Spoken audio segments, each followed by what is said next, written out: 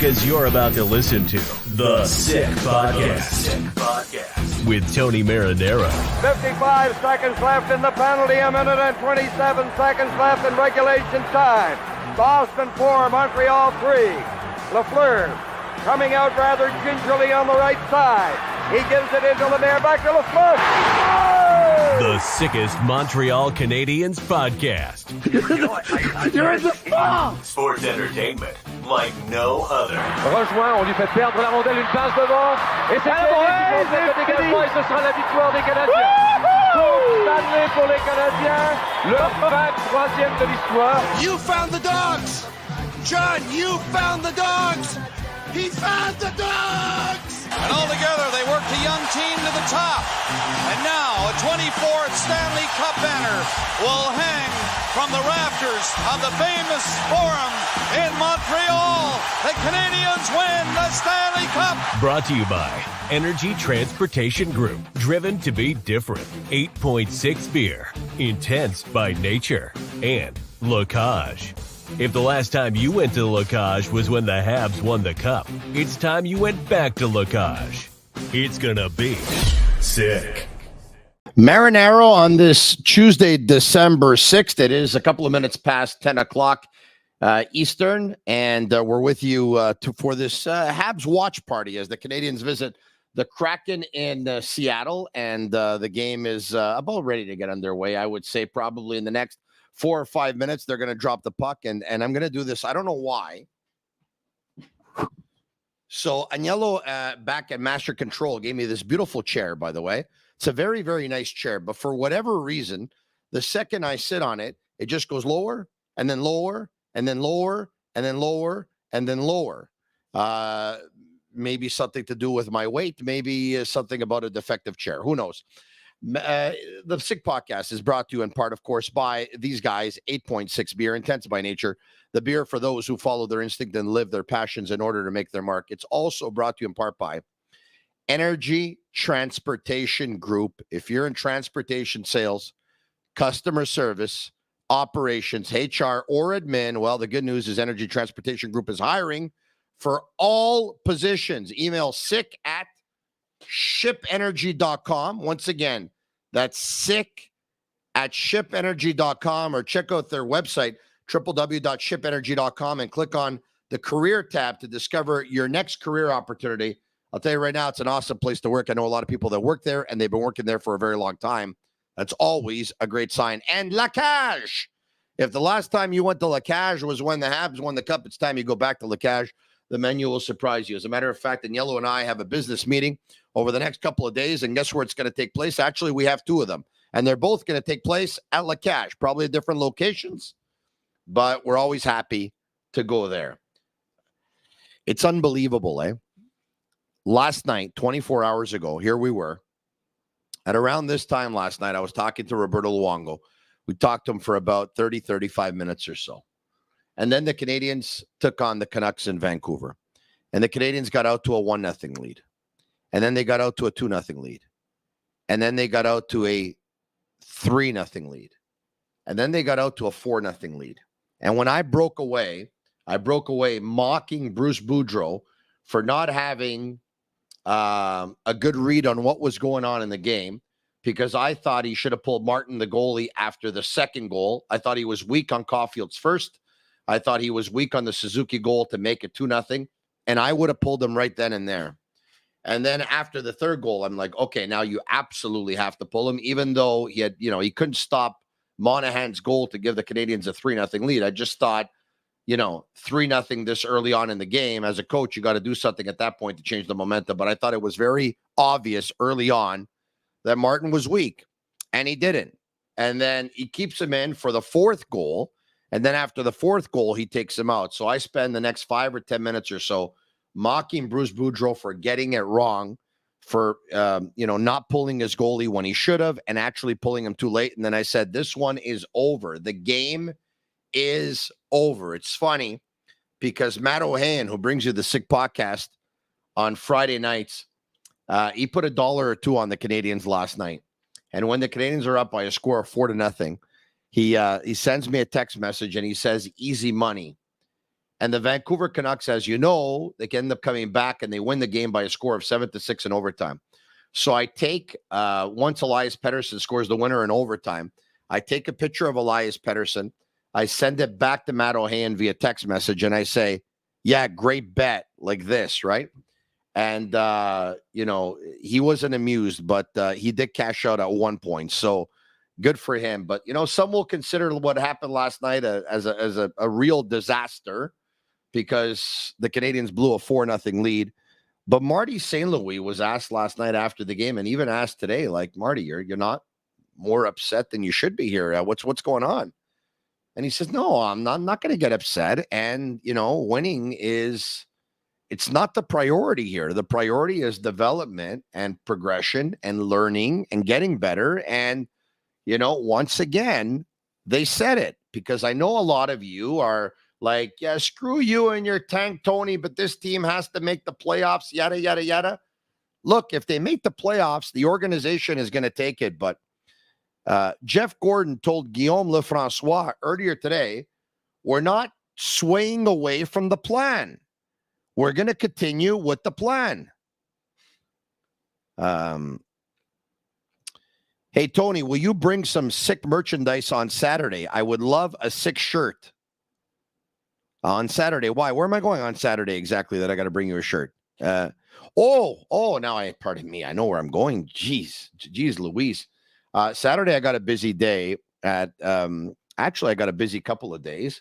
I don't want to bore you with it, but on Friday night, Gianni Romanelli, who's a listener of the podcast, of the Sick Podcast, asked me to make my way down to Laval, and I think I'm dropping the puck, before a hockey game. And I don't know the exact details, but I'll find out when I get there. But he asked me if I can drop by and drop the puck and hang out with some dignitaries. And I said, sure, no problem. So I'm going to do that. I'm going to do that on Friday night. And then I'm going to come home and I'm going to try and get to bed early because on Saturday morning, I'm going to take part in a charity ball hockey game to raise money for La Fondation de Dr. Julien. I'm going to do that and spend my whole morning there until about noon. And then I'm going to come home and I'm going to take a shower. And then I'm going to make my way to Sport La Tornade.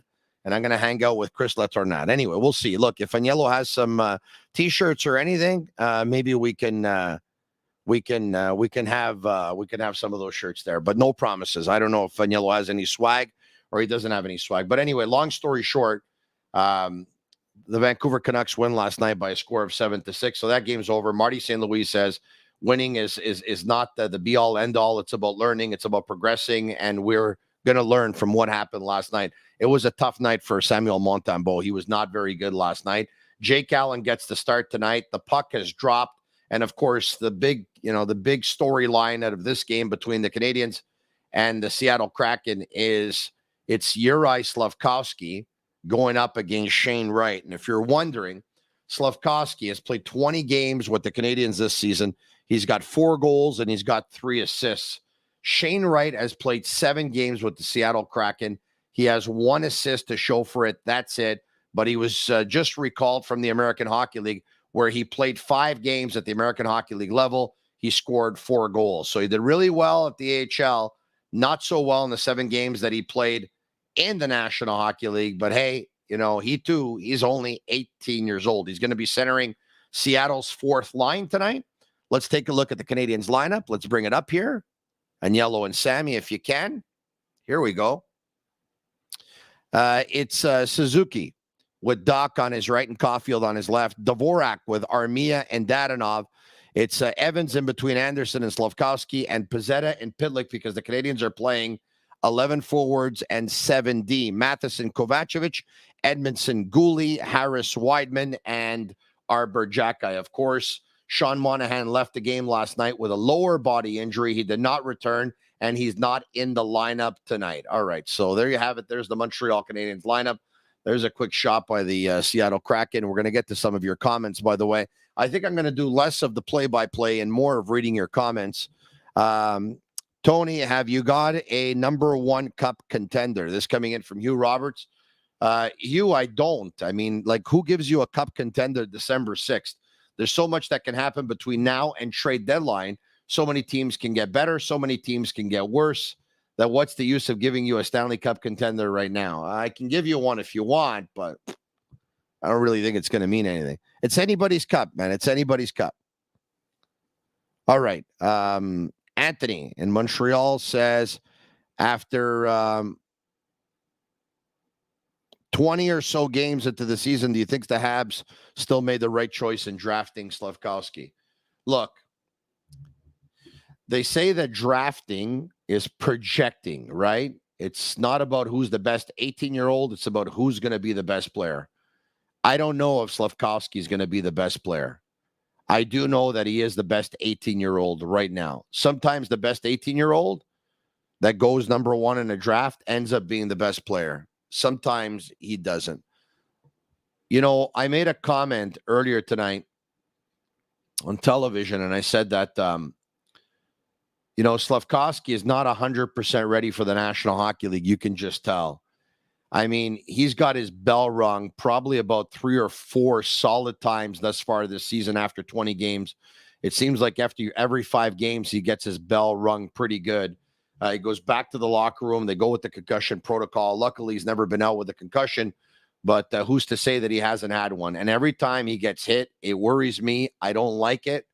And I compared the situation to Alex Galchenyuk's situation in the sense that when Galchenyuk started with the Canadiens at 18 years old, he wasn't 100% ready to play in the National Hockey League. You can tell he had missed one entire season of junior hockey because he had a knee injury.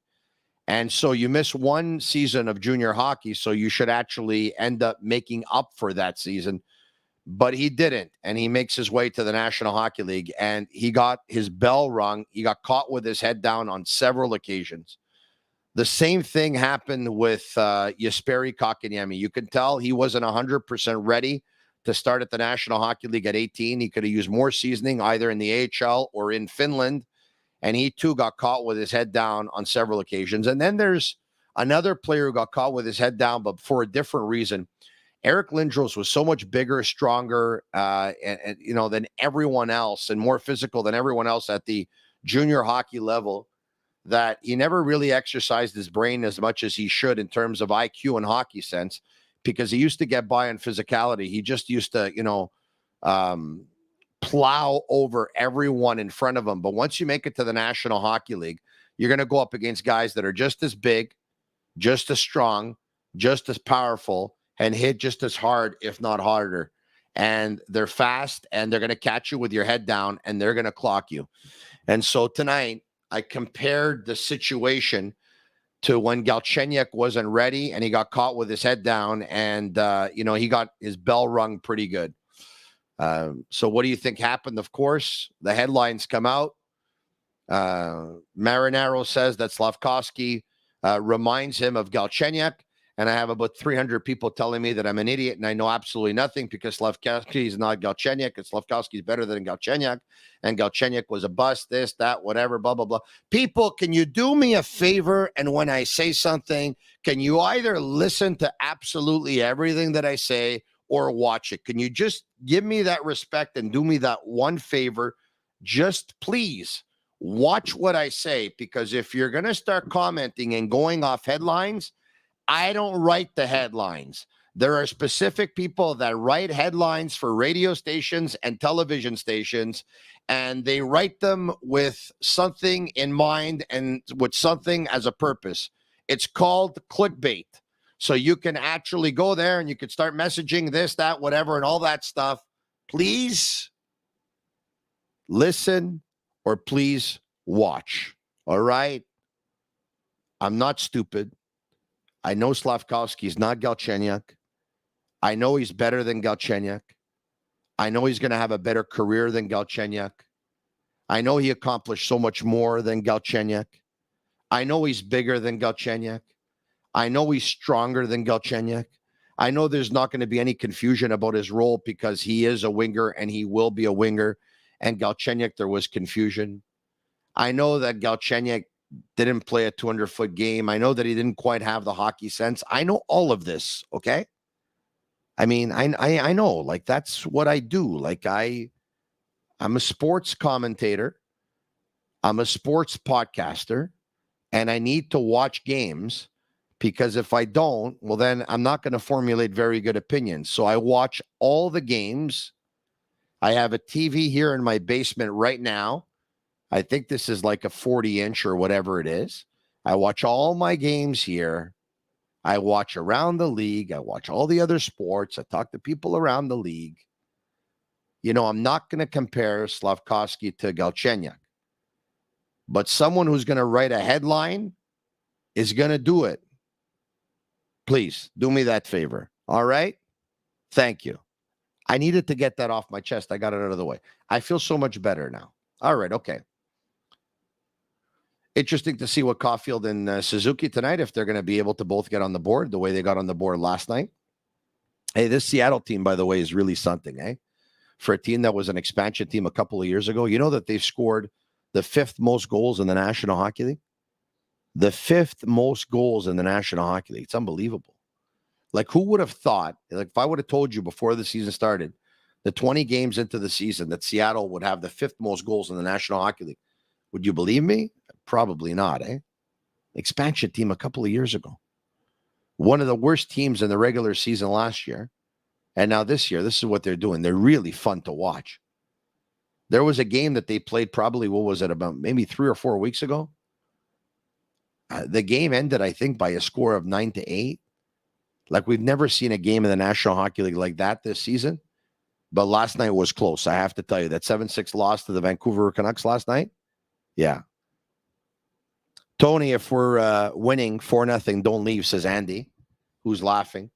Andy, I'm going to leave. I'm going to leave.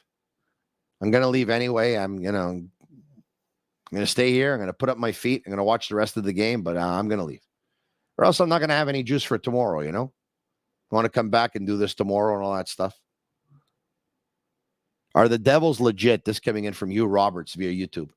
By the way, we're live on YouTube. We're live on Twitter. We're live on Facebook. Hello to my sick army. Hello to everyone. And if you're watching on Facebook or on Twitter because you haven't subscribed to our YouTube channel yet, please do so. We appreciate it. We want to grow our YouTube channel, obviously. Who doesn't? Tony, who will be the first player traded by the Habs? This coming in from Mike. Mike, it's a good question, but I would think it's going to be a player that is in the final year of his contract that is not going to be back with the Canadiens, and they're going to try and pass that player on to another team, and at most, maybe a player who's got 2 years left on his contract this year and another year.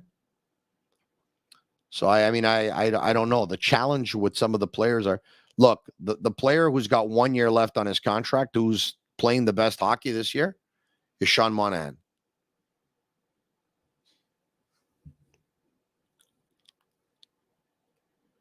Hey, Tony, did your old station fold yet? Folks, I don't want to look back. I want to look forward. Had some great times there, and I hope they don't. I wish them all the best. It would be a bad thing for Montreal and sports in Montreal. And so, Montreal's better with an all sports radio station. So I wish them all the best, but I'm not going to look back. I'm looking forward.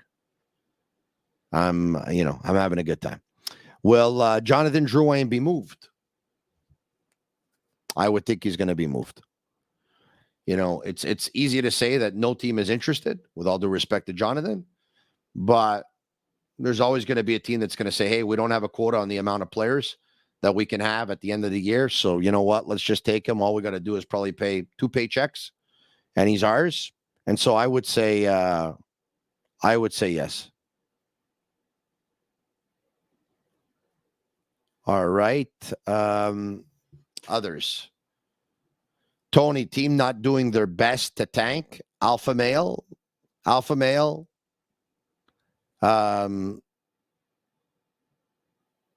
Players don't tank. Players want to win. This coming in from Anthony Crisafulli. Tony, 400 from 11K subscribers. Congrats. Oh, 400 subscribers from 11K, really? Okay, that's cool. Game is still scoreless, by the way, which you all know because you're all watching right now. You're all watching right now. And once again, the big storyline is, up until draft day, a lot of confusion. Who are the Canadiens going to draft? They end up drafting Slafkovsky. You know that. Shane Wright was sitting in the stands, and he wasn't a very, very happy guy when his name didn't go number 1. He wasn't happy when it didn't go number 2, and he wasn't happy when it didn't go number 3. He was happy when he got drafted by Seattle. Ron Francis told him, "This is going to be great for you and your career." And then he went up to the stage, and it looked like he gave the Canadiens draft table the old death stare there. He gave them the death stare. Tony, I'm talking about Kent Hughes and Jeff Gordon not getting rid of their veterans and goalies to tank. Well, they didn't get rid of them because they thought that if they would play them more, their value would go higher, and they're trying to get their value higher. Tony, will Seattle win a playoff round before the Leafs? I don't think so. Chad says, Tony, CF Montreal is coachless. I don't think so. To tell you the truth, I think they hired their coach already. They just haven't announced it. That's what I think. I could be right. I don't have that on any information. But I don't think with training camp starting, and because, of course, those who missed it, Wilfred Nancy signed on with the Columbus Blue Jackets, or the introductory press conference with members of the media in Columbus took place today. And, mind you, I knew 3 or 4 months ago that he was going to be gone. I knew 3 or 4 months ago that he was leaving. And I don't know this for a fact, but I think CF Montreal already probably signed their coach, already have a deal in place with a coach, probably, I would say, a good 3 weeks now. I would think. That's my guess. I don't know that for a fact. But it just seems to me that if training camp's going to be in January and the sporting director is going to be targeting already certain players to go out and get, I would think that he would be doing that with input of a coach. I could be wrong. I usually got a pretty good read on this situation. Bruce says, no. Adriano says dollar signs. I don't know what that's about. That he went for the money. Wilfred Nancy was making more money than a lot of people think with Montreal, but yes, he could have made more on the marketplace. He could have made more. I'd say with the bonuses that he attained last year with the great performances, he made over $500,000, but at the same time, it's salary that you look at, and it's not salary after bonuses, right? CF Montreal president Gabriel Gervais says that, he told Wilfred Nancy, if you get a better offer somewhere else, we're going to be willing to match. His mind was made up. He wasn't coming back. Let's talk Habs again. I heard Ottawa sent out 5 scouts to watch the Habs the other day. Yeah. Sometimes, you know what? They have their scouting meetings in a certain place and stuff like that. Sometimes not always, you know what? We're looking for a trade. Like, think about it, right? The Ottawa Senators have a losing record, so do the Montreal Canadiens. You think the Ottawa Senators are coming to look at a Montreal Canadien and send 5 scouts? I doubt it.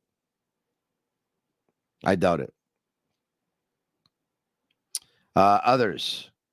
Andy says the problem with these youngsters, high picks, is that they just think because they're drafted high that they will cruise in the National Hockey League. Any athlete, when they have too much too soon, when they accomplish everything, sometimes it's not a good thing. Yeah, it can give them confidence, but sometimes athletes that face adversity, whether they're blackballed or whether it just didn't happen or whether they had, some bad luck, they have to battle through that adversity, and then they know how to battle. They're battle tested. Instead, if you have everything or everything's given to you, I think Slafkovsky took a shot that hit somebody in the head. Did that hit him in the face? Jared Dunn actually, he actually got up and he's laughing. He's actually got up and he's laughing, but Slafkovsky's shot, I call him Jared Vince Dunn. Well, why would I call him Vince Dunn? But Slafkovsky's shot looked like it hit Vince Dunn, but luckily for him, it looked like he was able to brace for it and whatever, and he looks like he's going to be okay. Edmondson gone, I hope, says Jimmy Christo. Jimmy, there's going to be teams lining up for Joel Edmondson. They'll line up for him this year, and they'll line up for him next year because he's going to have a year left on his contract. There's going to be teams lining up. Others. Allen getting $4 million for 2 more years did not raise his trade value. It's not $4 million, actually. I think it's 3.85, but I get your point. This coming in from Alpha Male. Why don't we do this? They're on commercial break here. I'll ask Agnello to bring up some questions. Agnello, bring up some questions, my man. Go for it. Oh, we're talking about our merchandise before, and I'll let you know that you can shop all your sports licensed apparel, including hoodies, caps, T-shirts, your favorite teams from all major sports leagues, as well as our sick merchandise at sportbuffshop.com. Code SICK10 for 10% off on all of your items. Knowing the Canadiens were playing 11 forwards and 7D tonight, I should have actually worn my double shift your best players, because that's what you get to do when you play 11 forwards, right? You get to double shift your best players. Agnello, bring up some questions. Tony, will Caulfield hit 40 goals? Will he hit 40 goals?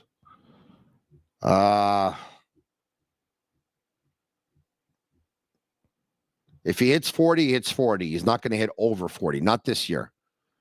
But one day, 1 year, Cole Caulfield's going to hit 50 goals. Others. I read an article saying we can get a first pick in 2023, a good prospect, and retain salary for Monahan at the trade deadline.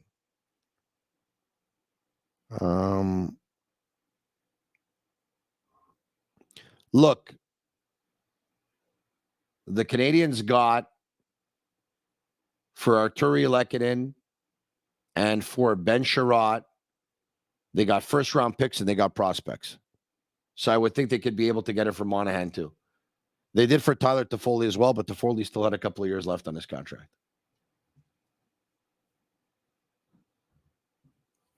Tony, I think Montreal will draft number 1 available goalie at the next draft. Do you know if there's a potential number 1 in the next draft? I don't think they will. You're talking about arguably the deepest draft in the history of the National Hockey League, or the second deepest, and you think with their first pick they're going to take a goalie? I doubt it. I doubt it.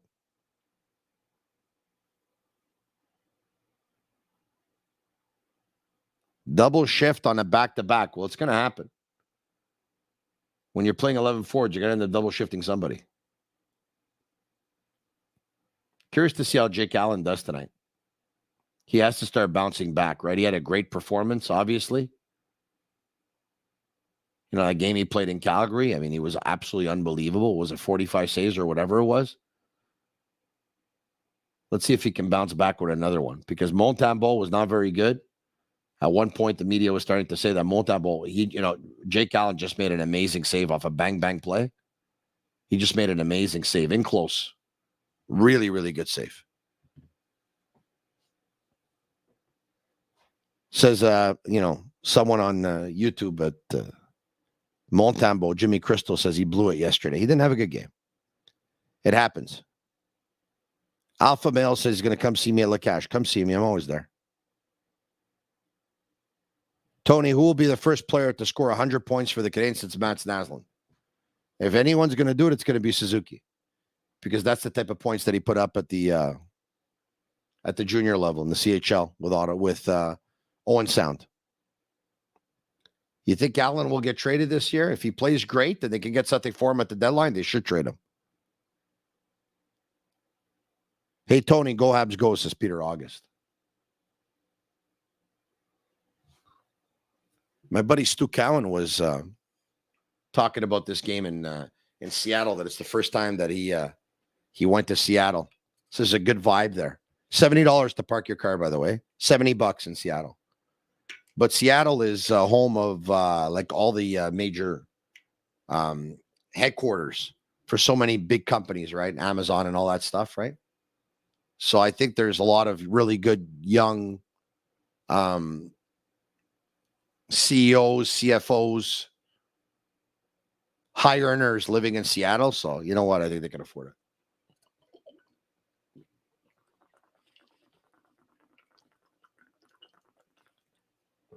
As I take a sip of water, it's not only the players that can take a sip of water, Our best goes out to Mitch Garber, by the way, who's minority owner of the Seattle Kraken. Mitch, of course, lives in Montreal. Used to listen to him. He used to do sports radio, as a matter of fact, and even sports television when I was growing up. Always used to listen to him. Used to have a show on Sunday nights. Oh, there it is. 1-0 Canadiens. That puck had eyes from the blue line. Kovacevic. It's Mosey too now. Even got the siren. There we go. 1-0. Bunch of people saying yes on YouTube. Those are the ones that don't want to tank. Those are the ones that want to win. Kirby Doc gets it back to the point. It goes from Matheson to Kovacevic. Oh, my God. Jones was really weak on that. Wow. Jones was really weak on that. Come on, man. I mean, good for Kovacevic that he scored, but you can't let that in.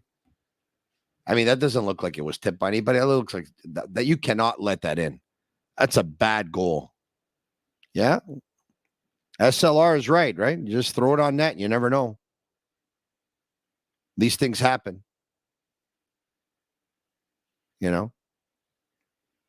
All right. What are they showing here? It was a Suzuki face-off. And Doc was able to get it to Matheson to Kovacevic. It looked like a little bit of a knuckleball, though, eh? I don't know if it touched anybody, but it looked like a knuckleball. Tony, how long before they bring up Lane Hudson? Lane Hudson will be brought back at one point. He'll be brought back. I mean, Lane Hudson is going to he's going to make the team at one point. He's a good player. You know, he's a really, really good player. That's a great draft pick, by the way. There's a high ceiling there, a very, very high ceiling with Lane Hudson. I know Anthony Martineau of TVA Sports went to Boston a couple of days ago, last week I think it was, and interviewed several people, one of which was Lane Hudson. And Lane Hudson says he thinks, this is the quote of the year, folks, that he can get his game to the level that Cale Makar has his game. Do you imagine? I mean, Cale Makar is the best defenseman in the world. He showed that last year in the regular season and in the playoffs. He's the best defenseman in the world. And the Canadiens have a player that they drafted who's saying that he thinks that at one point here, he can get his level of play to the same level as Cale Makar. That's something. Logan Mailloux not invited to Team Canada. No, he wasn't. You know why? Well, with everything that's gone on with Team Canada and the allegations in previous years of sexual, abuse and sexual misconduct, Logan Mailloux would just be a distraction there. So his not being there has absolutely nothing to do with his play because, by the way, when he's played this season, my God, I mean, London's so much better with Logan Mailloux, it's not even funny. He's a difference maker for that team. He's a big difference maker. 7-3 are the shots on goal for Seattle, by the way, 15 minutes at the period number 1. There we go. Allen hangs on. Lane Hudson was a steal in the draft. Only knock was his size. Has since grown an inch this year and still not done. Not only has he grown an inch, he's put on 13 pounds since they drafted him, which was back in July. August, September, October, November, December, 5 months. Glad to see that I'm not the only one who's put on 13 pounds in the last 5 months. Would hate to be the only one, you know what I mean? Do they sign Hudson before 3 years? Hudson will be playing for the Canadiens 3 years from now. I'll tell you that. Yeah, I'll tell you that. Primo doesn't serve anything in this organization. It takes goalies a little bit longer. Folks, be a little bit patient. A little bit patient.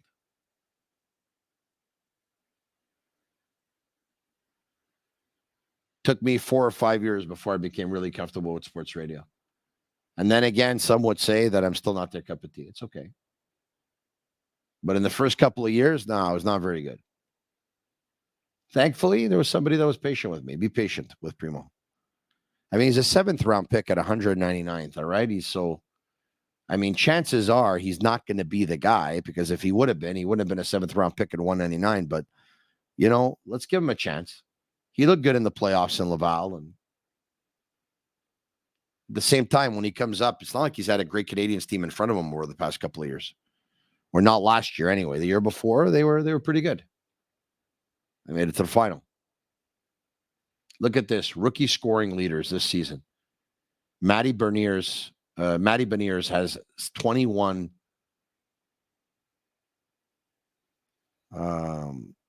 21 points this year. Leads rookies with 10 goals. Isn't that something? Michelli, 17 points. Perfetti, 16 points. Peterka, 14 points. Jack Quinn, 14 points. And Kalen Addison of the Wild, 14 points. The Buffalo Sabres have 2 players in that category. Who will be the number 1 goalie in 3 years? I'm going to say that it's not going to be Allen, and I'm going to say it's not going to be Montembeault. Whether or not it's going to be Primo, I don't know. But it's not going to be Allen. It's not going to be Montembeault. Is this a playoff team if Price is playing in his prime? I don't know. If Price is playing in his prime, yeah, you could probably get them into the playoffs. And then you know what? They're going to be exposed in the playoffs. They're not going to be good enough, and they're going to lose. Carey Price, by the way, I don't know if I guess you've all been following this by now, but 1-1. Shane Wright. There you go. Shane Wright scores his first goal in the National Hockey League versus the Montreal Canadiens. Like everyone knew that this was going to happen. Like this is a really bad sign. Like if there's a bad omen, it has to be this one. Kovacevic passes it back. Matheson loses it. Out in front to Shane Wright. Goal. 4th line versus 4th line. Right now, Slafkovsky's probably freaking out. You knew this was going to happen. You just knew this was going to happen. Kid's happy. Good for him. He gave them the death stare to their table. At the table, he says, you know what? You're going to regret it. Maybe they might. Maybe they might regret it. Now we all started. Everyone's going to say they made a mistake not drafting Shane Wright. Folks, Yuri Slafkovsky is a better 18-year-old player right now than Shane Wright. All right? Shane Wright has played, this is his 8th game. He's got 1 goal and 1 assist. Slafkovsky in 20 games has 4 goals and 3 assists. And Seattle's the 5th best scoring team in the National Hockey League. So you would think you should have more points than that. But Shane Wright one day might be better.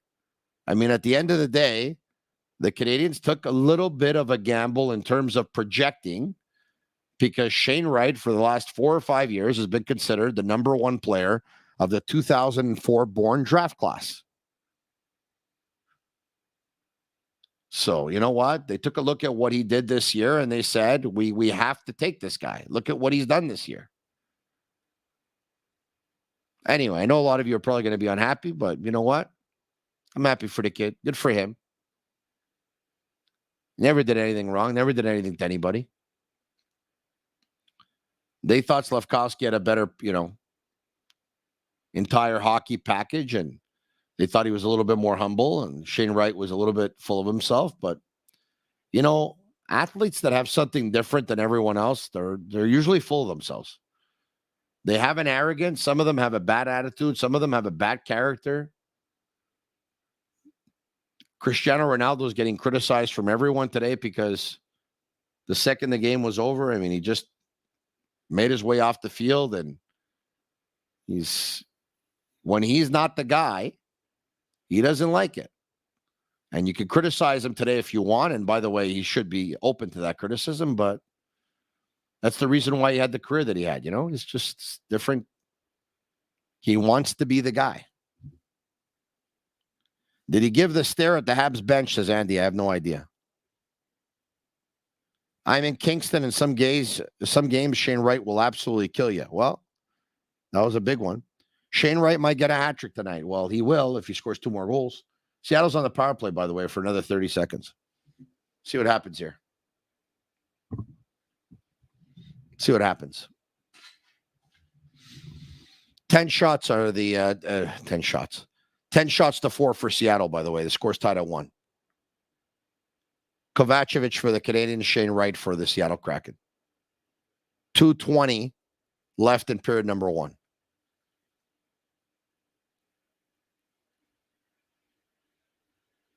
Suzuki on the penalty kill. Kirby Dach on the penalty kill. Matheson and Kovacevic. By the way, Matheson so far tonight and last night, not looking good, man. Not looking good. Like, he just keeps giving the puck away to the opposition. I love this kid. Really, I do. Nice kid. You know, you can tell his parents did a real good job with him. Very smart, very intelligent. Skates like the wind. But some of his passes, my God, not good, man. Some of his passes are just to the other team a lot. He gives away the puck a lot.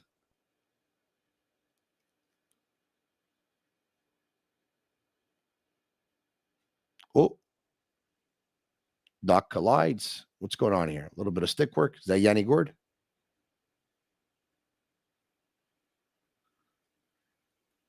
Here's Slafkovsky carrying the puck now. Now he's going to be trying to be a man on a mission. This kid's going to try and shoot from everywhere now. Look at this. You think Shane Wright put a couple of bucks on the table tonight? Probably did. The players probably wanted Shane Wright to get a goal tonight. They were probably talking about it. You know what? Let's see if we can get the kid his first tonight. They know what this game means to him. Let's see how much the Canadiens want to get Slafkovsky on the board tonight.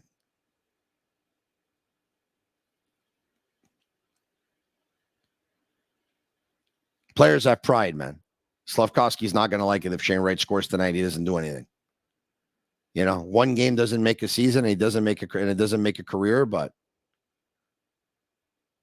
he's going to try and get one back himself. 100%.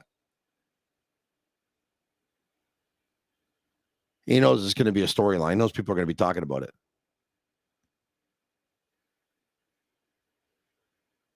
Goalie should be the number 1.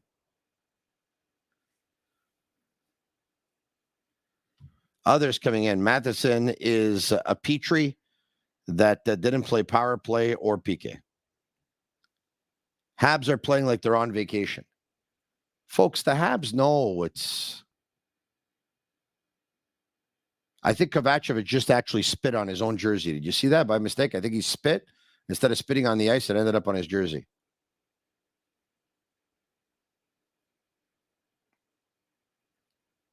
My God, you think the Wright family's pretty happy with this one, that their son scored his first NHL goal against the Montreal Canadiens? My God. He said it. I'm going to make them regret it.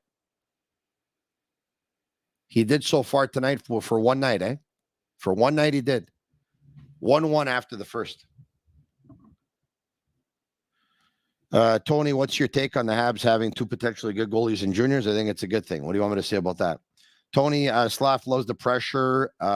Look out in the second. This coming in from Kev. Yeah, I would think he's going to try and pour it on. Tony, give me some picks. I'm going to give you some picks later on, maybe. Play-by-play and commentary at the same time. Tony's sick. I wasn't doing a lot of play-by-play. I was basically just giving you some commentary. Tony, will Slafkovsky be sent to the World Juniors? I would like to see it happen. I'm not so sure it's going to happen.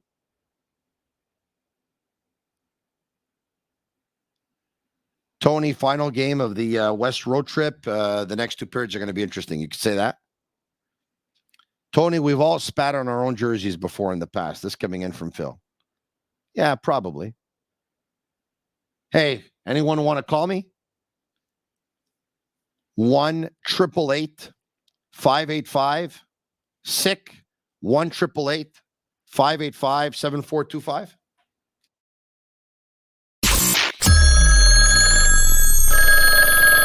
You called. Presented by Playground. By Playground, your premier gaming destination located just over the Mercier Bridge, only minutes from downtown Montreal. If you want to give me a call, now's the chance for you to grab a line, and you'll be able to get through. I had some pretty good calls yesterday. You can do it now. 1-888-585-7425. 1-888-585-7425. Tell me what you think. Slafkovsky versus Wright tonight. Shane Wright scores. Sean Monahan's out with a lower body injury. David Savard's out with an injury. Brendan Gallagher's out with an injury. And I was talking about Carey Price before, but he takes to Instagram a couple of days ago and starts saying that what Justin Trudeau is doing is unjust, and he's supporting the legislature of gun laws and this and that and whatever. And I don't really want to get into all this stuff because I don't know much about it. What I do know is, and I said this earlier tonight, and then this happening in the days leading up to the anniversary, the sad anniversary, probably the saddest day that the city of Montreal has ever known, with the shooting at the Polytechnique, and all the women that were shot and lost their lives 33 years ago today. We think of their friends and family today, and we hope that we'll never see violence like that, against women ever again. We just hope that we put an end to violence, period. And when Carey Price came out with that, and we were like, this is not the week if you're going to do this. I would have wished he wouldn't have done it, because just, when you start sending out posts and saying, hey, what Justin Trudeau's, you're talking don't talk politics. You're an employee of the Montreal Canadiens. I bet you the Canadiens didn't like it. I'm really sure they didn't like it now, because then he came out and, it looked like he didn't know that it was a couple of days leading up to the anniversary of the shooting at the University of the Polytechnique with, there was a promo code Poly on one of the campaigns. And, his coach, Marty St. Louis, came out a couple of days ago, and his teammates did too, saying, guaranteed Carey didn't know about the anniversary. And just because he's lived here for the last 15 years doesn't mean he can remember something that happened 33 years ago. But we're like, yeah, but on this day, on the 6th of December, there's a lot of people that talk about it. And, we remember those who were victims in the shooting, and we have moments of silence, and, we say a prayer for them, and Carey had to know. And then today he comes out and he basically says that, he was aware of the shooting 33 years ago and stuff like that, but he just came back to the charge with this whole, anyway, Carey, it's not smart, man. It's not smart. It's not smart. I know a lot of people, you know what? They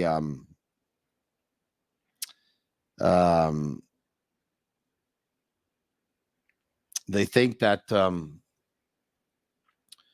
he stood up for something he believes in, but, this wasn't up to him. He should not have stood up for this. It was not smart for him to do so. And he's still an employee of the Montreal Canadiens, and he's a public figure. And I understand he wanted to attach his name to it so that it can,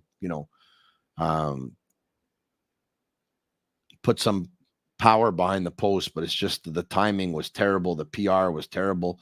The constant posts are terrible. And Carey doesn't usually post that often, but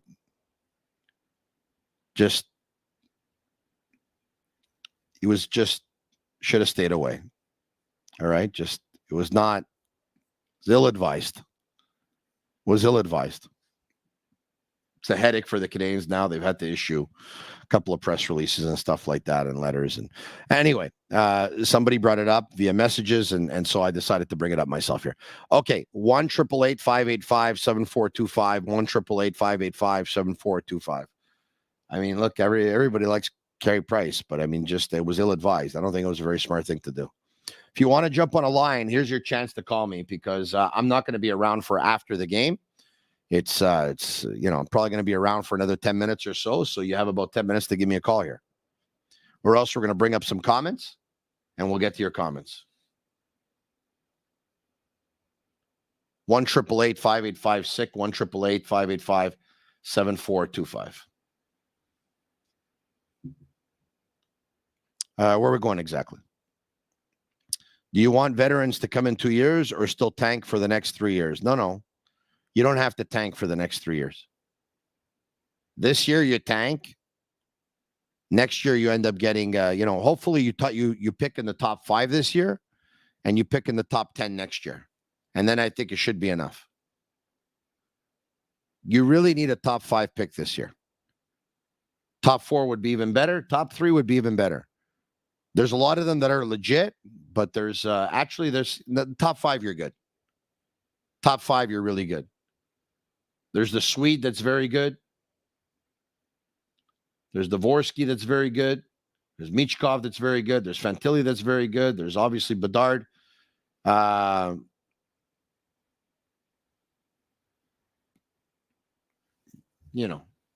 5, you got to draft in the top 5. Rob in Waterloo. Rob, what's going on? Hey, Tony, how's it going? Good. How are you? Good. Thanks. Hey, love the show.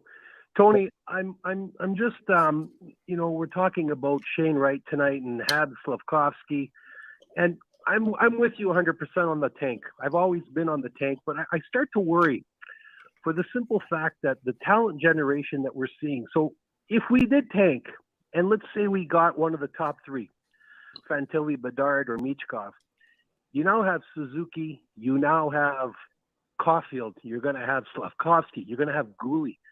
And I live right in the center of Leafville here. I'm in Waterloo, Ontario. Mm-hmm. Are we setting ourselves up for a Toronto situation where we got 5 guys that are going to be making big money and we won't be able to support them with lower, cast beside them?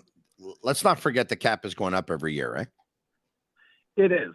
But is it going to go up substantial enough to be able to cover the salaries? I mean, but hold on a second, though. So it's a great question, eh? By the way, Rob, it's a great question. Pardon? But okay. Toronto's got, and you correct me if I'm wrong, I don't have it here in front of me, but if memory serves me well, they have Tavares at $11 million. Yes. They have Matthews, I believe, at 10.6. Correct. They have Marner at just over 10. Yeah. I think. And so, the Canadiens' highest salary right now, they got Nylander at 6.9, by the way, I believe. The Canadiens' highest salary right now is Suzuki at 7.875. So, A, the cap is going up, and B, Suzuki's 7.875 is not Tavares' $11 million. So if you can get Caulfield, at around Suzuki's salary,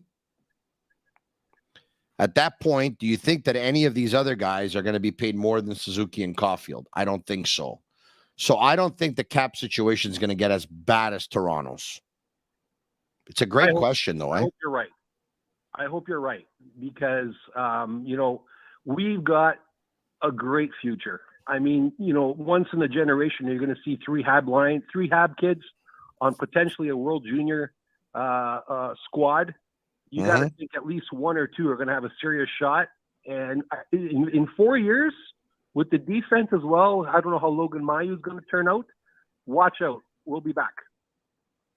Listen, I think Logan Mailloux is gonna.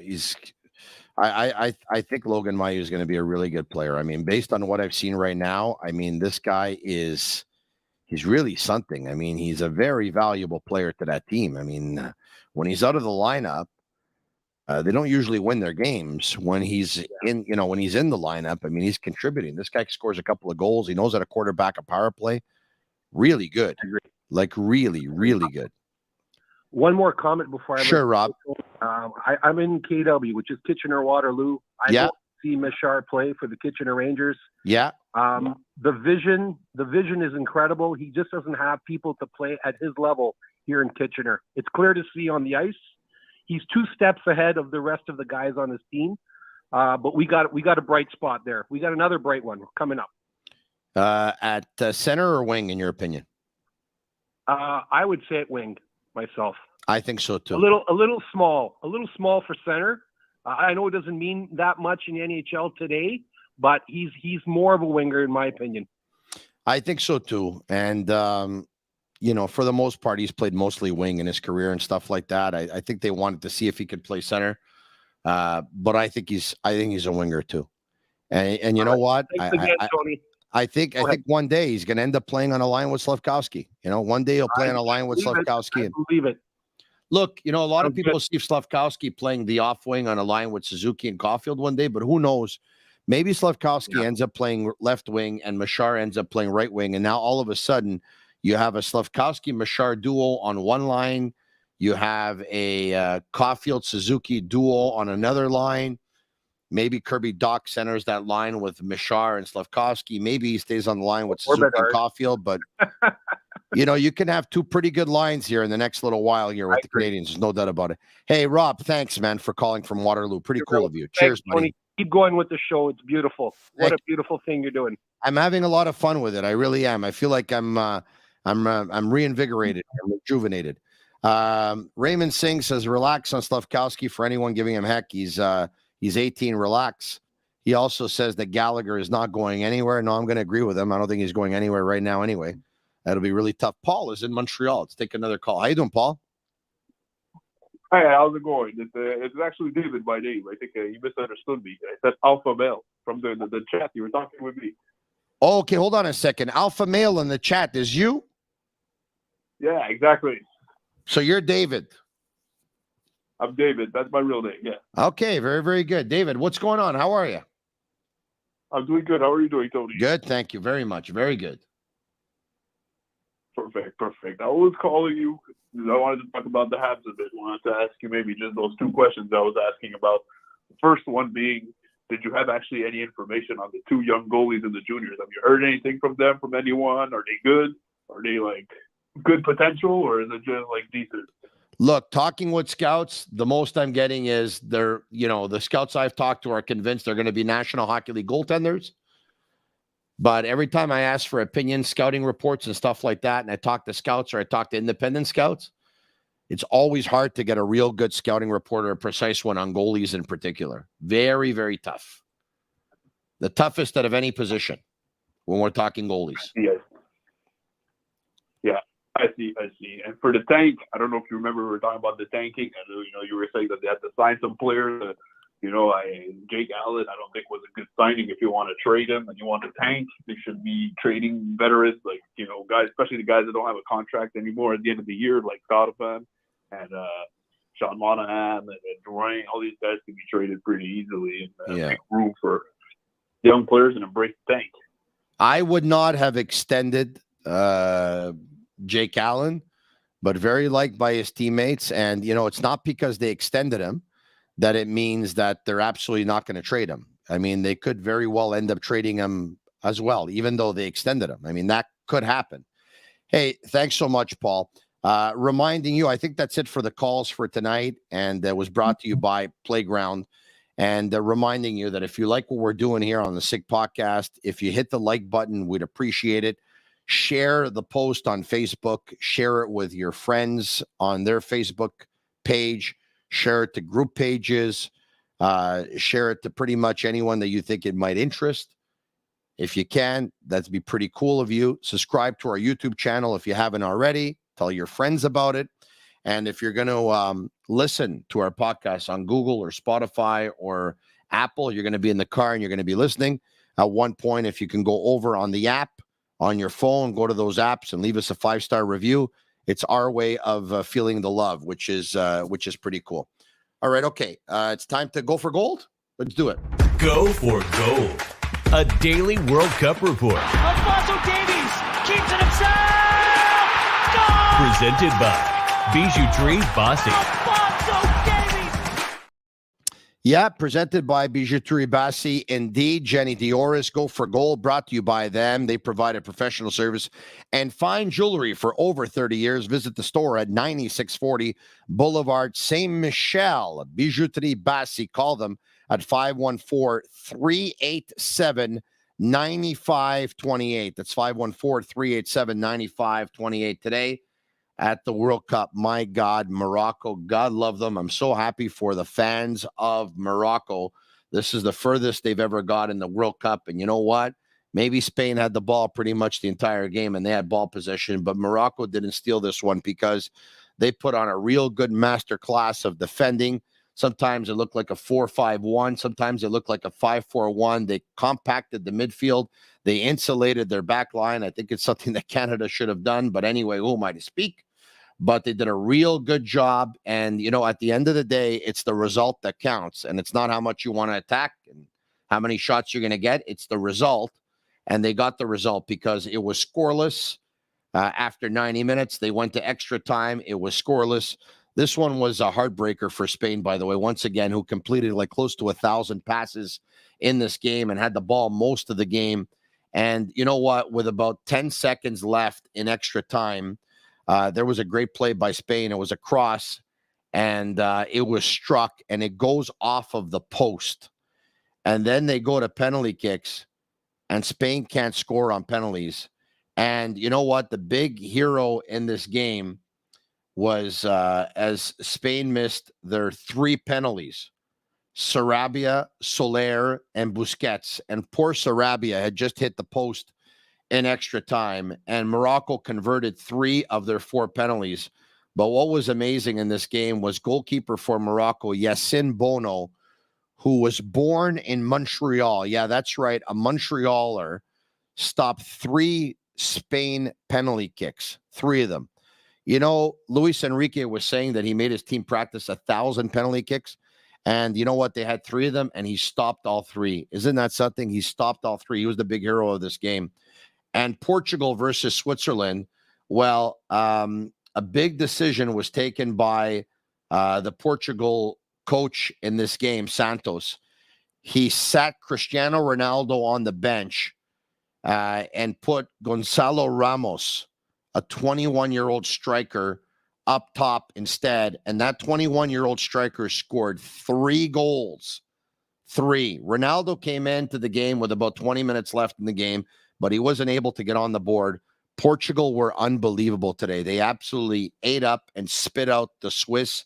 They beat them by a score of 6-1. It was unbelievable. And now there are 8. There are 8 teams left at the World Cup, and the next games are going to go on Friday, as a matter of fact. So there you have it. Friday, December 9th, we got 2 games. At 10 o'clock, it's going to be Croatia versus Brazil. And at 2 o'clock, it's going to be Netherlands versus Argentina. And then on Saturday at 10 a.m., it'll be Morocco versus Portugal. And at 2 p.m., it'll be England versus France. And Saturday, December 10th, is the day that we're going to meet with Chris at Sport La Tornade.